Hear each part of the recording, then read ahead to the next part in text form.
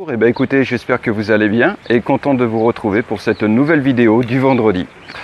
J'essaierai de me tenir à ce rythme, en fait, une vidéo le lundi et une vidéo le vendredi, en parlant dans une du Sénégal en général, des mœurs éventuellement aussi, et dans l'autre où j'aborderai les thèmes de l'immobilier.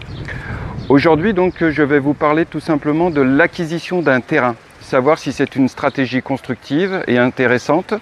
Voilà, je vous ferai part de ça donc dans un instant. Allez, à tout de suite.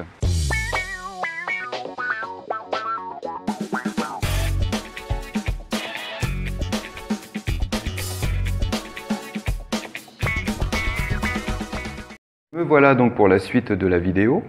Je me suis mis dans le bureau parce qu'en fait dehors il y a pas mal de vent et j'ai peur qu'avec mon micro-cravate artisanale ça soit pas terrible au niveau de la qualité du son. Donc allez, je me suis dit on se pose au bureau et j'aborde tranquillement ce sujet.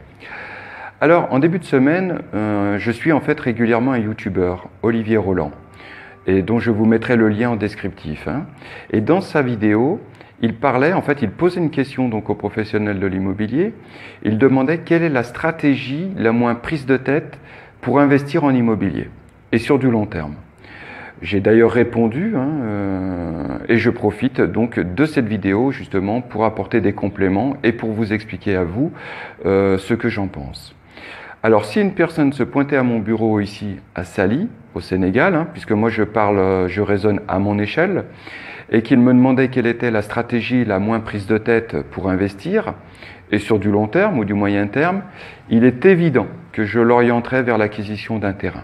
Alors peu importe la surface, mais voilà, pour moi je lui dirais qu'effectivement l'acquisition d'un terrain, ça ne demande pas de gestion mensuelle, ça ne demande pas d'entretien, je dirais, matériel.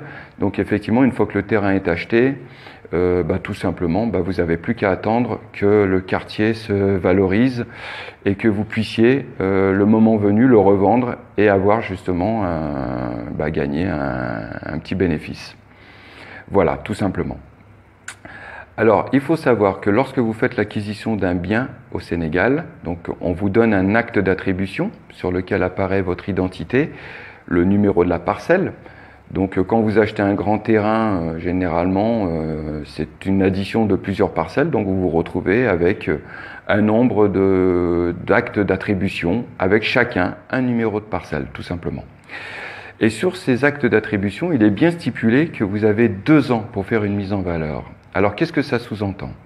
Ça sous-entend que lorsque vous faites l'acquisition de votre bien, vous devez soit construire, c'est-à-dire soit le murer, soit construire un puits, et aussi éventuellement l'arborer, tout simplement. Alors la construction d'un puits, lorsque vous faites intervenir un puisatier, si j'ai bonne mémoire, c'est de l'ordre de 600 ou 700 € pour la construction d'un puits. Quant au mur, tout dépend de la hauteur du mur et tout dépend aussi de la surface, du périmètre, tout simplement. Mais sachez qu'en fait, ça ne demande pas un investissement énorme. Mais ça, c'est l'obligation que vous avez de faire ça durant les 2 premières années. Parce que sinon, la communauté rurale risque de vous reprendre le terrain. Alors, je ne sais pas si c'est déjà arrivé. Moi, personnellement, je n'ai jamais été confronté à ce cas-là. Mais voilà, c'est marqué. Donc, il est préférable, durant les 2 premières années, de faire la mise en valeur de votre terrain. Et une fois que vous avez fait la mise en valeur de votre terrain, vous êtes libre d'attendre le temps qu'il vous conviendra, de le laisser ainsi, et puis éventuellement de le revendre lorsque vous aurez estimé qu'il a atteint un prix, je dirais, intéressant pour vous, tout simplement. Donc c'est très simple comme procédure et je pense qu'effectivement, c'est la stratégie la moins prise de tête, la moins contraignante, ici du moins particulièrement à Saly et au Sénégal, tout simplement.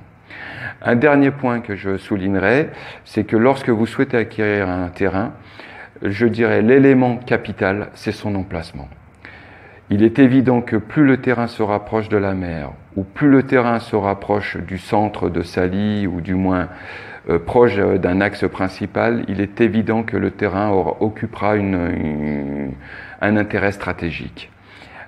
Acheter un terrain malheureusement perdu dans la pampa en espérant que dans quelques années cette zone géographique se développe, c'est prendre un risque et pourquoi pas ? Pourquoi ne pas opter pour ça ? Je connais des gens qui l'ont fait. Je n'ai pas de jugement à apporter, mais bon, c'est pas certain que le résultat soit là. le moment venu, tout simplement. Donc voilà ce que je pouvais dire aujourd'hui. Donc je vous encourage à voir la vidéo d'Olivier Roland. Et puis si vous avez des demandes d'informations complémentaires, comme toujours, n'hésitez pas à me faire remonter les infos. J'essaierai de vous répondre le plus rapidement possible, tout simplement. Allez, passez un bon week-end, ciao et à la semaine prochaine.